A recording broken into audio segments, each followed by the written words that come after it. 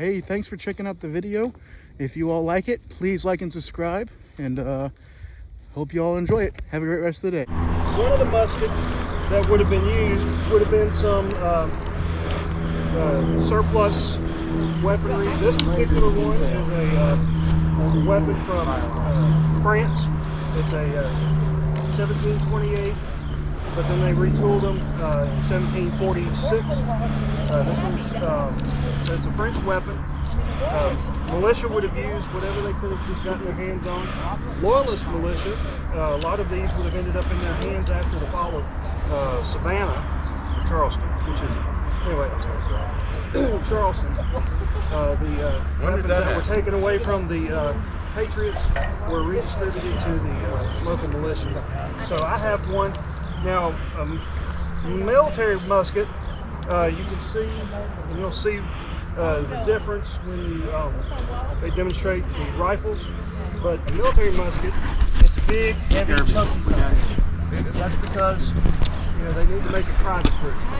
The soldier doesn't always take good care of their stuff, but also when you get into close quarters, your musket fails to work anymore, you can take it and use this giant piece of wood as a club.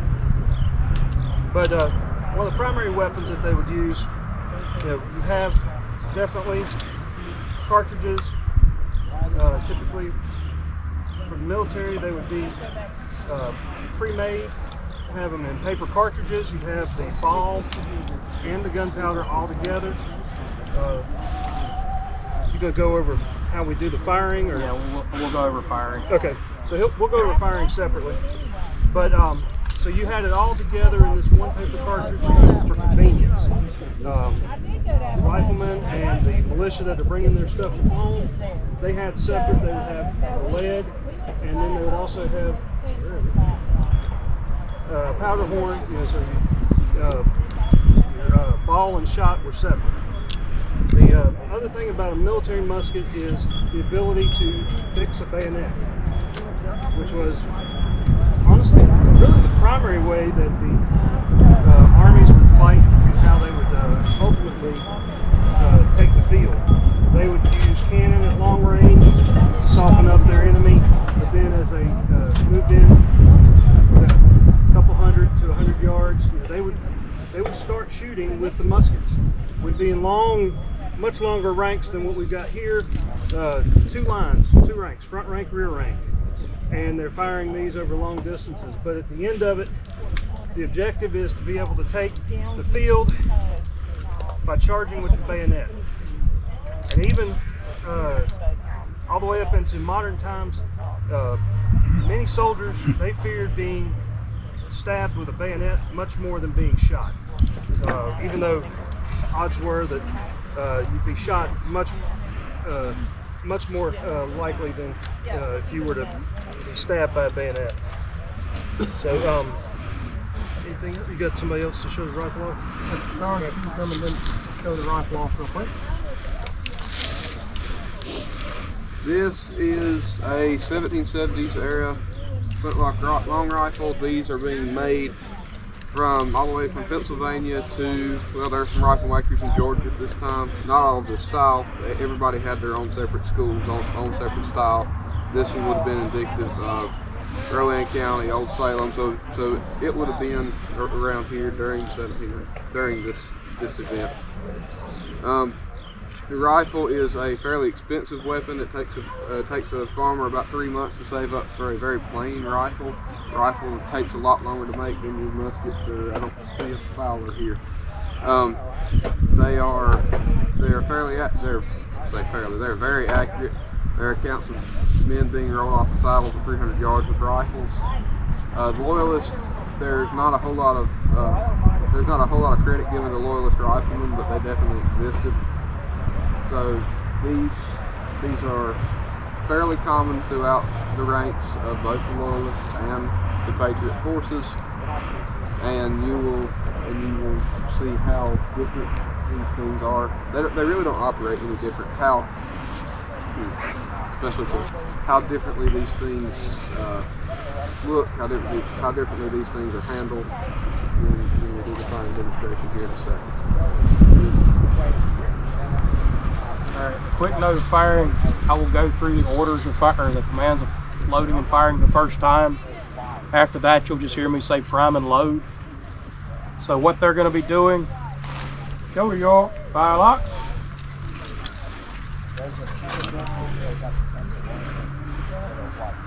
All right, when I say load, just come to your recover. So load,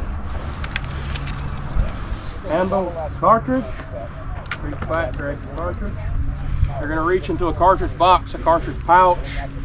In the day some of us are wearing shot bags, they're going to pull out a paper cartridge. Paper cartridge is going to contain ball, powder, everything you need to make it go off. Bring it up here. Prime. They're going to tear the end of the cartridge off. It's going to expose the powder. On the side of these guns, they have a small pan. Put a little bit of powder in there. If you ever hear something, starch goes up quick, a flash in the pan, it's flying. Charge with cartridge. They're going to cast the musket about, or the rifle about. They're going to dump the rest and the ball down the cartridge, or down the muzzle.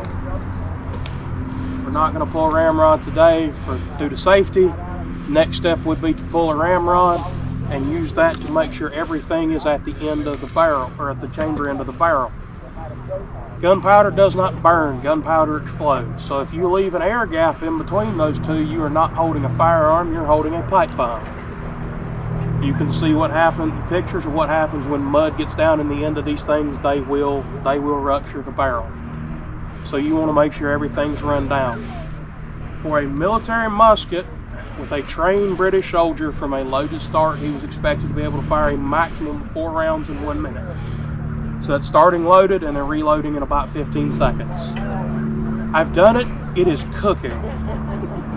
It is. So all in all, you're having to do that in the field while people are shooting at you. Effective rate of fire is going to be about 2 rounds a minute. Rifles are a little bit slower to load. Go to your fire locks. Sorry, haven't done this in a while. Rifles are going to be a little bit slower to load, but you're still looking 30 to 45 seconds if you're shooting and having to actually not using a patched round ball like you would see. Now if you're taking your time using a patched round ball, it's going to be a very, very tight fit, and it's going to take a little bit longer because you're jamming it down with the rifle. To the right about, face.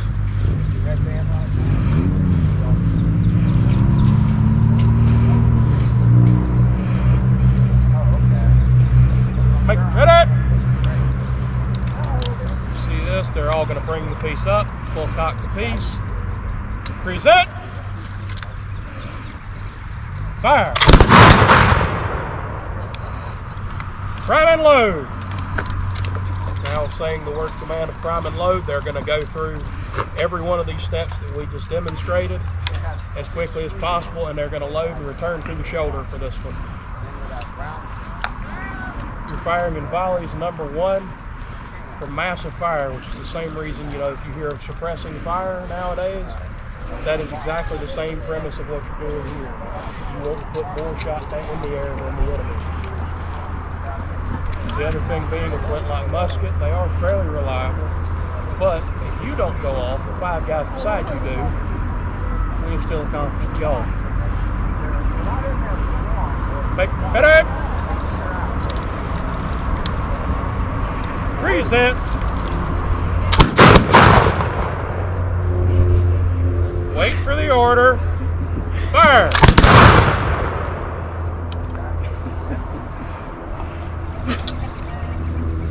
Let's see. Show your fire lock.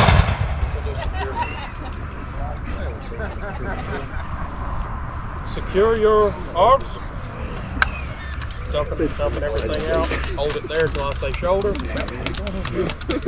Shoulder your fire locks. To the right about. Face. What we did there at the end, dumping extra powder, again a safety precaution. If there's ball in it, you would actually have to pull the ball. Other thing you may have heard, I am giving British commands of make ready, present. People say, oh, well, they didn't aim. Yes, the British Army took marksmanship practice. The Loyalists, these men are carrying their hunting weapons. They are taking aim and they are deadly accurate with them. Anything else you'd like me to cover, Roy? One thing. Explain the difference between the rifle and the We did. Nope. Okay.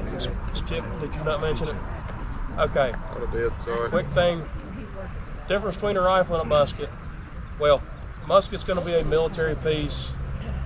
It's going to be a smooth bore. The inside of the barrel is going to be as smooth as the outside of the barrel. You're also shooting a slightly undersized ball.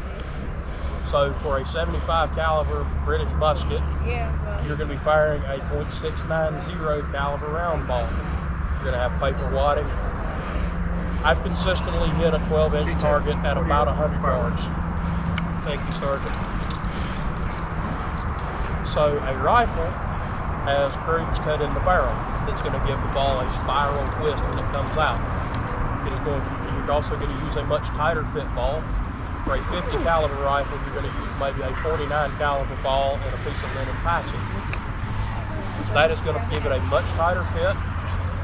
That's the reason the rifle is a little slower to reload, but it's also going to spin that ball and stabilize that ball where it is more accurate at a longer distance. Again, commonly engaging the rifle can engage targets 300 yards and out. There are accounts like the Siege of Charleston of shots in excess of 600 yards. Does anybody have any questions about the function or use of a military flintlock?